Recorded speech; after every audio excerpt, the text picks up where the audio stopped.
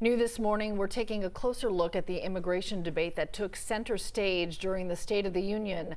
President Joe Biden prominently featuring nursing student Laken Riley, who was killed on UGA's campus 3 weeks ago. Ariana Manise is joining us live with more. Ariana, as the president spoke, some GOP lawmakers shouted out at him, including one from Georgia.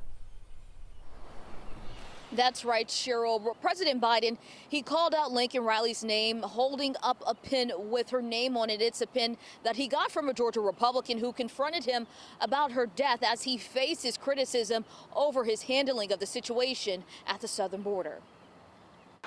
Laken Riley, an innocent young woman who was killed by an illegal.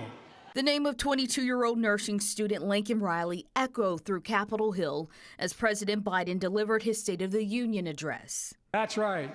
But how many of thousands of people being killed by illegals? To her parents, I say, my heart goes out to you, having lost children myself. I understand. Biden called her name during his address as he held up a pin with her name that was handed to him by Georgia Representative Marjorie Taylor Greene as he made his way to the podium. Riley's death continues to be a focal point of political conversations over border security and immigration as her accused killer was previously arrested for entering the U.S. unlawfully. House Republicans have long blamed the Biden administration for what they call a crisis at the border. Biden's address comes on the same day the House passed a bill named after Riley, which will require police to detain migrants arrested for burglary or theft. It acknowledges the failure that we're having down on the southern border. It gives law enforcement the tools they need by adding theft to a reportable crime to ICE. And the third simple thing that it did was allow states to be able to take the DHS to court. Meanwhile, immigration advocates say the legislation doesn't go far enough. Doesn't address the real issues related to immigration, the real issues related to national security, or the real issues related to violence against women.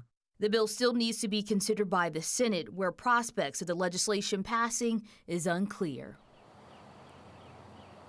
Now, during the president's State of the Union, he called on Congress to pass a bipartisan immigration bill. Now, a bipartisan immigration bill was crafted in the Senate last month, one that would address border security, but that was tanked by Republicans in Congress last month. Back to you.